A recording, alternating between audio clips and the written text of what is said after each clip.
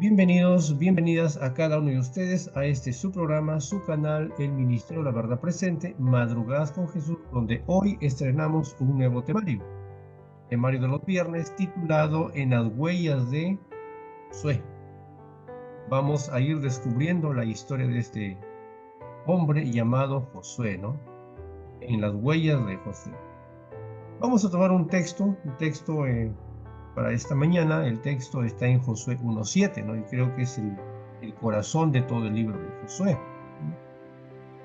Dice el texto: solamente esfuérzate y sé muy valiente para hacer conforme a toda la ley que mi siervo Moisés te mandó. No te apartes de ella ni a la derecha ni a la izquierda, para que seas prosperado en todo lo que tú emprendas. Bueno, aquí hay muchas lecciones realmente que sacar de este texto, que me imagino que durante este temario, durante todo este trimestre, iremos analizando. Primera situación, vamos a ver algunas lecciones de la vida de Josué, ¿no? ¿Qué lecciones podemos encontrar nosotros o obtener de la vida de Josué? Bueno, es un viaje realmente que haremos a través del mundo, de uno de los máximos líderes religiosos de todos los tiempos, donde vamos a encontrar mucho drama, vamos a encontrar mucha emoción, vamos a encontrar mucha aventura por parte del pueblo de Dios, ¿no? Un pueblo que cuando estuvo comprometido a realizar las santas hazañas por su divino comandante. En ese contexto vamos a encontrar mucha aventura, emoción, drama, ¿no? Cuando ellos estuvieron de parte de Dios y listos para cumplir las santas hazañas dadas por el divino comandante, el Señor Jesucristo. Vamos a ir explorando durante toda esta secuencia a profundidad sobre el libro de Josué. Ahora, la Biblia repite repetidas veces en la historia del Éxodo de que cada generación sucesiva después del Éxodo debiera recordar que fue parte o que fue una persona, que fueron en persona esclavos del faraón. Vamos a ver dos textos, tanto para el Antiguo como el Nuevo Testamento, para el Israel de aquel entonces y para el Nuevo Israel, el Israel espiritual, hoy nosotros. Mira lo que dice Éxodo 13:8. Y lo contarás en aquel día a tu hijo, diciendo: se hace esto con motivo de lo que Jehová hizo conmigo cuando me sacó de Egipto. La iban ellos a seguir contando en sus generaciones. Los abuelos o los padres contaban a los hijos y los abuelos a los nietos y iban haciendo, recordando, ¿no? Aquí está hablando de cuando hacía la Pascua, ¿no? Hacemos esto en conmemoración de que un día fuimos esclavos en Egipto. Ahora, para nosotros, el Israel espiritual, ¿qué es lo que dice el apóstol Pablo en Gálatas 3:29? Y si vosotros sois de Cristo, ciertamente linaje de Abraham sois, y herederos según la promesa. Aunque no tengamos hoy en día la línea consanguínea de Abraham, pero el hecho de ya formar parte del pueblo de Dios, estamos nosotros siendo del linaje de Abraham. Qué privilegio, ¿no? Qué privilegio que tenemos nosotros hoy en día. Ahora, primera situación es que tenemos que pensar como que si estuviéramos realmente ahí. Yo creo que lo más maravilloso de una historia es colocarse en los zapatos y volar en las alas de la imaginación a esa historia, colocarnos nosotros como uno de los personajes de aquella historia. Entonces, las experiencias de José durante la conquista de Canaán nos ocurren a nosotros muy a menudo. Porque los mismos sucesos que encontramos, que hemos ido encontrando en estas 2 semanas que hemos venido analizando el libro de Josué, nos damos cuenta que también esas cosas nos suceden hoy. Claro que la situación es otro, el escenario es otro, los personajes somos otros, de hecho, el mundo en el que vivimos ya es otro,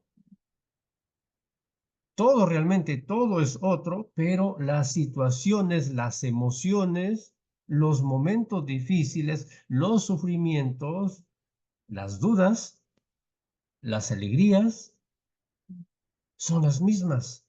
Los miedos son los mismos. Lo que tenemos que enfrentar son el mismo sentir que sintieron ellos allá, también la pasamos hoy nosotros. Entonces, le toca a cada uno de nosotros tratar de quitar nuestra amnesia espiritual y recapturar la experiencia de Josué, que es nuestra propia experiencia por todos los medios posibles. Eso es lo que tenemos que echar mano. Hemos terminado todo un trimestre hablando de toda la maravilla que hizo Dios con Israel allá en el desierto. Los momentos de victoria, ¿no? Los momentos de tragedia, las muertes, ¿no? Donde muchísimos tuvieron que ir muriendo en el desierto a consecuencia de la desobediencia, tragedia espiritual.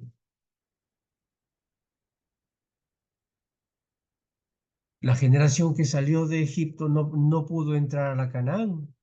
Hoy estamos con una nueva generación. Encontramos a un líder como Josué, un hombre de fe. Aunque aquello que narra el libro de Josué toma un paralelismo con nuestra propia vida.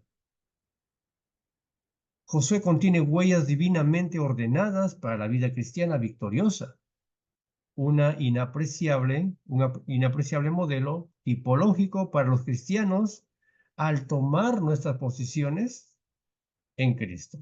Entonces, ¿qué nos queda a nosotros hoy? Tenemos que tomar nuestra posición.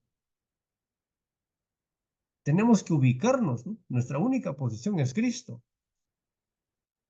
Si queremos nosotros llegar a tener esa convivencia de lo que tuvo que pasar, ¿no? O de esas emociones con las que tuvo que pasar Josué, entonces tenemos que tomar aquellas posiciones y tener a Cristo como nuestro único comandante, el único quien dirija nuestra vida. También encontramos a un libro donde hay maravillosas historias y donde también hay poderosos milagros. Encontramos eventos trascendentales y encontramos poderosos milagros que ocurrieron en lugares reales de las tierras bíblicas. Revivir las experiencias de Josué significa visualizar los lugares donde ocurrieron los diversos eventos. Aquí hay un escritor que dice, llamado F. J. Bliss, escribió: si la Biblia es un almacén geográfico, entonces Josué es una cámara interior de esas joyas. ¿Ah? Interesante, ¿no? Entonces, necesitamos examinar aquellas joyas recurriendo a echar mano también de aquellas joyas y echarlo de primera mano. Interesante, ¿no? Algunas teorías con respecto al libro de Josué. Algunos arguyen que los eventos ocurrieron en una fecha posterior y que el número de personas del éxodo y la conquista fue mucho menor de lo que la Biblia indica. En un estudio más adelante, Dios permita, vamos a poder ver que realmente murieron muchísimos israelitas a consecuencia de la desobediencia. Fueron miles. Entonces, algunas teorías logran, arguyen de que el número fue un número pequeñito, ¿no? De que todo esto es simplemente una historia más, un cuento de hadas, ¿no? Otros dicen que simplemente fueron bandas nómadas de invasores e incluso que todas las conquistas fueron pacíficas y que nunca hubo una conquista militar, incluso que hubo una infiltración, ¿no? Otros dicen que luego fue la aparición posterior de pueblos indígenas organizados en tribus, en 12 tribus, de antiguos nómadas, o una revolución de campesinos al estilo marxista, ¿no? Ahora, algo más reciente de los eruditos histórico-críticos en arqueología revela poco o ninguna señal de la conquista descrita en el libro de Josué. Algunas teorías, ¿no? Se montan sobre la historia del libro de Josué y del pueblo de Israel. Vamos a ver la historicidad del libro de Josué. Ahora, recientemente evaluaciones arqueológicas en sitios tales como Jericó indican que la narrativa bíblica se correlaciona bien con la información arqueológica. Acabamos de mencionar todo lo que dicen algunas teorías, pero vamos ahora a la veracidad. Pero aun cuando uno no tuviera esa evidencia, la veracidad de la Biblia puede sostenerse por sí misma. Es importante muchas veces a tanta dureza del corazón, a tanta incredulidad,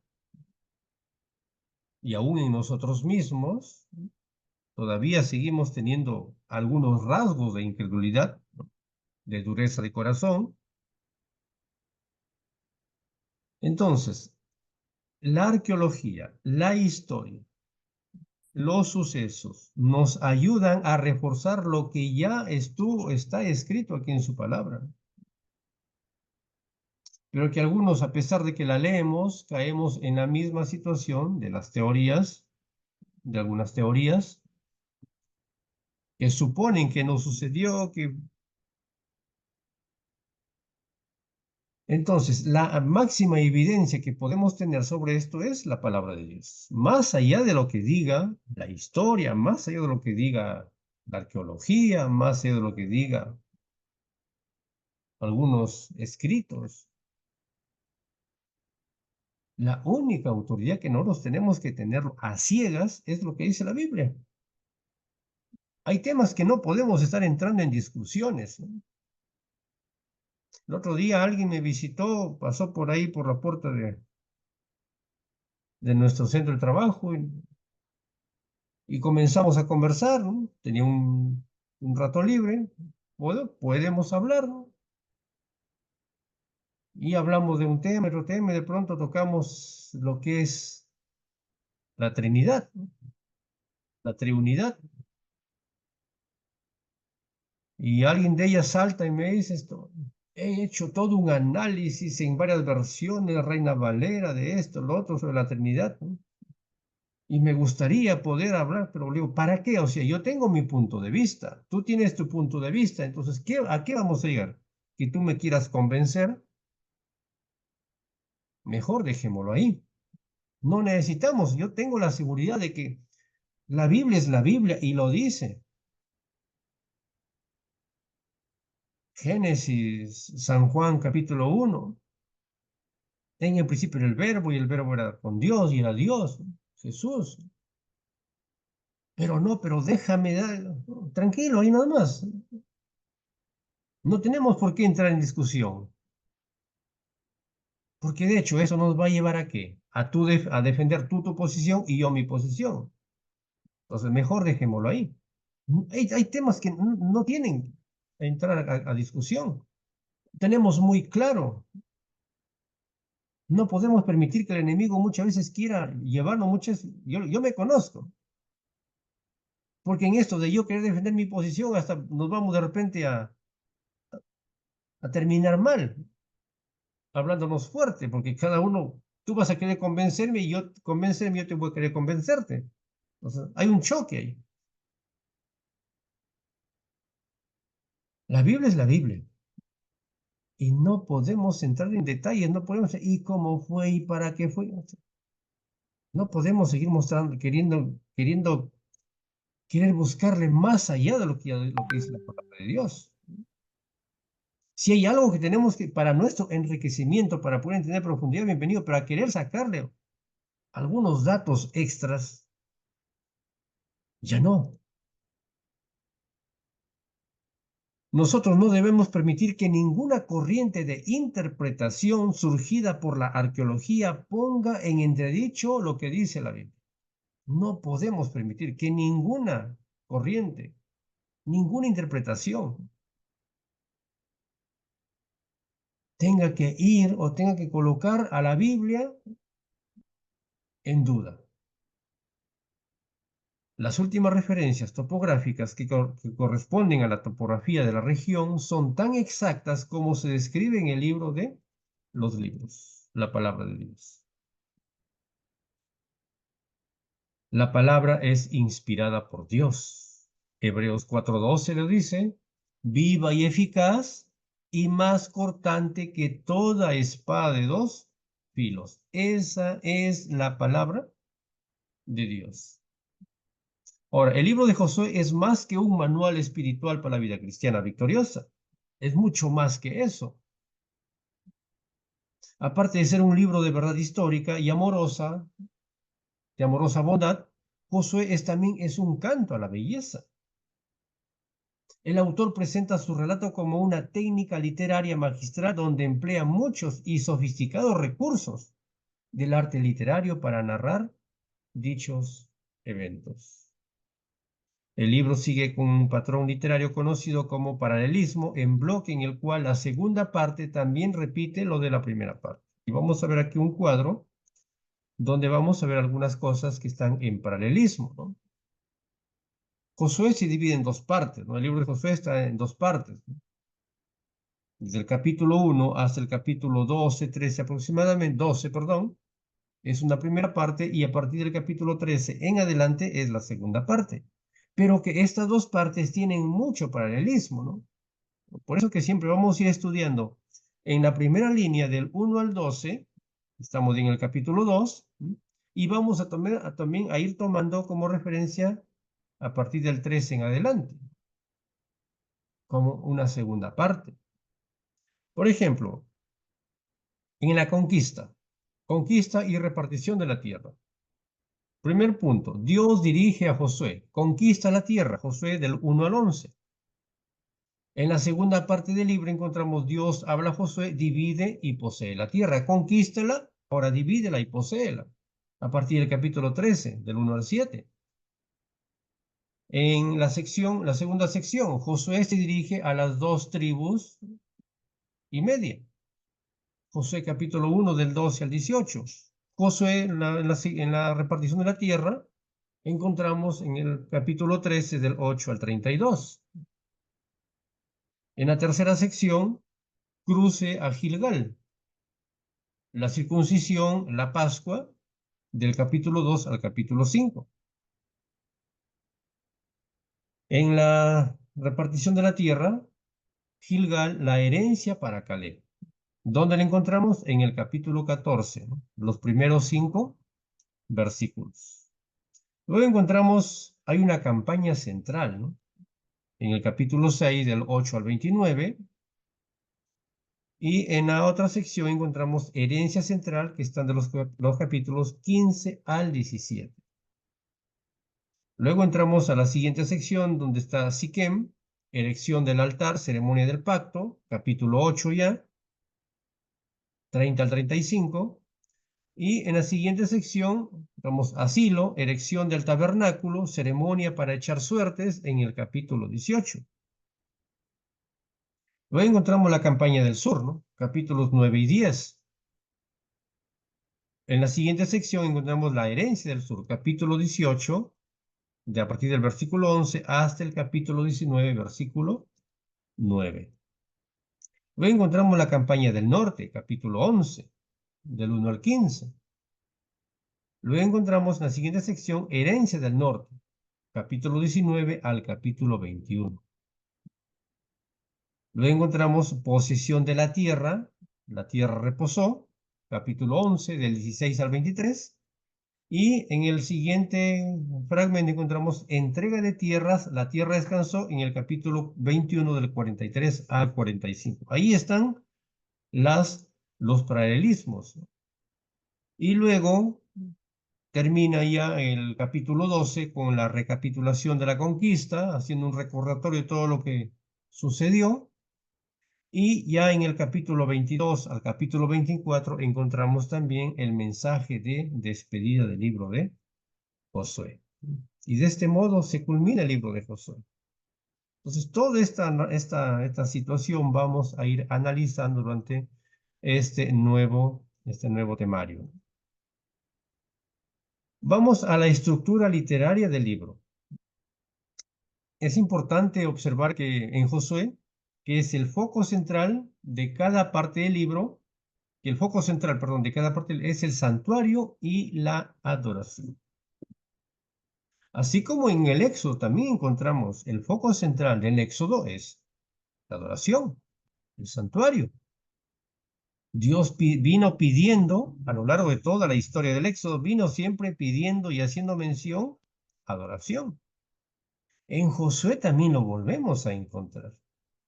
O sea, no es solamente un libro de historia, sino que hay un mensaje, hay un llamado aquí, que nos está llamando a la adoración. Entonces, nos atrevemos en esta mañana a decir de que Josué es un libro para el tiempo del fin. O podemos titularlo Josué para el tiempo del fin. Josué, el hombre de la fe, pero para el tiempo del fin. Porque nosotros hoy somos los modernos Josués. Como pueblo somos aquel pueblo que está en las puertas de entrar a la Canaán. Y para poder entrar a la Canaán tenemos primeramente que obedecer al comandante de los comandantes, que es Cristo. Tenemos que entrar bajo el lineamiento que el Señor Dios mismo, las instrucciones que el Señor mismo Dios dio al Israel allá en el Éxodo, también esas mismas condiciones, ese mismo lineamiento, ese mismo pedido, hoy Dios también nos hace a nosotros. Por lo tanto, mi querido hermano, si usted desea entrar a la Canaán celestial, tiene que echar mano de la misma alineación. Nadie puede entrar porque se le ocurre o porque así lo quiere. Para poder entrar a la Canaán tenemos que entrar bajo estas mismas condiciones. Las condiciones son las mismas. El pacto es el mismo. El trato es el mismo. Las situaciones son las mismas. No podemos burlar ninguna de ellas. En toda la Biblia encontramos desde Génesis hasta Apocalipsis, Dios está reclamando adoración, adoración y adoración. No hay ninguna parte donde no está Dios reclamando adoración, porque Él es único de adoración. Y hoy recordemos que lo que se está poniendo en juego hoy es exactamente eso. Mañana vamos a hablar un poco de eso. Desde ya, no se pierde el video de mañana. Hoy el enemigo está reclamando adoración a gritos desesperados. Y más que eso, no solamente lo está reclamando, sino que hoy está colocando que de una manera sin que nos demos cuenta, está colocando esa adoración hoy a vista y paciencia. Porque él está desesperado buscando adoración. Quiere ser adorado, quitándole ese privilegio a Dios. En medio de la conquista, antes de que los enemigos de Israel fueran sometidos, Dios mandó a Israel que erigiera un altar para adorar en Siquem. Dios, antes de entregarles la conquista, antes de entregarles el premio mayor de la tierra, Dios pidió primeramente que le adoraran. Antes de poder llegar nosotros a la Canaán celestial, al cielo, Dios también nos está pidiendo hoy que le adoremos en espíritu y en verdad. Así lo dice el libro de Apocalipsis. Temed a Dios y dale gloria, porque la hora de su juicio ha llegado. Adorar a aquel que hizo el cielo, la tierra y el mar. Así como lo dijo Rahab, ¿no? Yo sé que hay un Dios que está arriba, pero que también está aquí, ¿no? En otras palabras, ella quiso decir, ¿no? Ese Dios que está arriba, yo sé que me va a salvar de esto, me va a librar de la destrucción a la cual estaba siendo entregada Jericó. Esas mismas palabras tienen que hoy también resonar en nuestras mentes.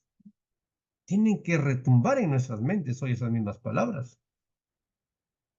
Una vez más, en ocasión de la repartición de la herencia de las 12 tribus, Dios se dirige a Israel y le ordena que erijan un santuario en Silo para la adoración. En una siguiente, Dios nuevamente vuelve a pedir adoración.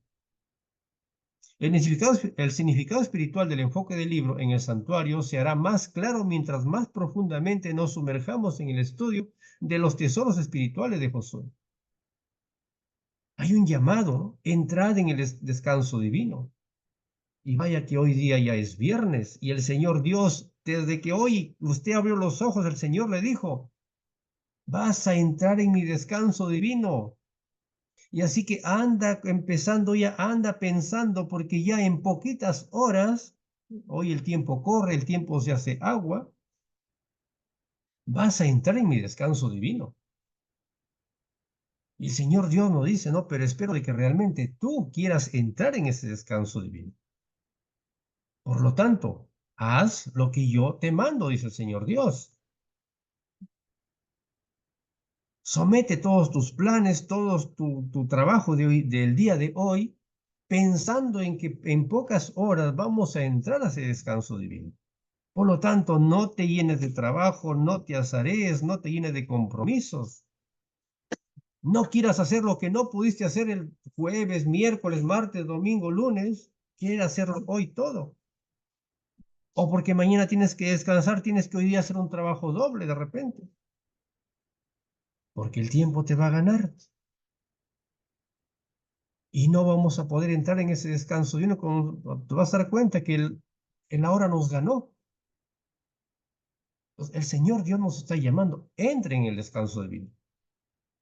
Ya solamente lo que realmente se puede hacer.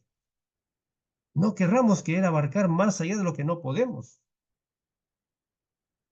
Pero el enemigo es muy astuto, que va a colocar y que coloca un montón de cosas en nuestro delante. Esto, lo otro, lo que de pronto aparece, hasta van a aparecer cosas hasta de más. Miren cómo es el enemigo. ¿Qué busca el enemigo? Adoración. ¿Quitarle adoración a quién? A Dios. Porque cuando damos prioridad a este tipo de cosas, le estamos adorando, de manera consciente o inconsciente. Y cuando te das cuenta, el reloj marcó las 6:30 y aún no hemos terminado. Marcó las 7 y aún no hemos terminado. Ay, Diosito, perdóname, Señor, perdóname. Ay, Diosito, perdóname. Y mañana estás al frente cantando, dirigiendo, pero hasta predicando. Que Dios nos ayude, mis queridos hermanos. Que nos ayude y que podamos seguir toda esta secuencia enriqueciendo sobre el libro de Josué. Es mi deseo en esta mañana. Amén.